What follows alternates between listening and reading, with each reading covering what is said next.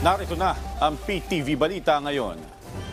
Nakatakda magpulong ngayong araw ang Quadcom Committee ng Kamara upang isapinal ang isasagawang pagdinig hinggil sa umano'y kaugnayan ng pogo sa drug trafficking at umano'y extrajudicial killings noong panahon ni dating Pangulong Rodrigo Duterte. Ayon kay House Committee on Dangerous Drugs Act o Dangerous Drugs Chair Robert Ace Barbers, marami ng aktibo at retiradong opisyal ng PNP ang handang tumistigo ukol sa isyu sa iligal na droga. Sisimulan ng Quadcom ang pagdinig sa August 15 sa Pora, Pampanga, kung saan ni-raid noon ng isang Pogo Hub at may nakumpiskang 3.6 billion pesos na halaga ng mga iligal na droga. Mayroon din niyang ilang testigo na malapit sa lugar na handa magbigay ng impormasyon.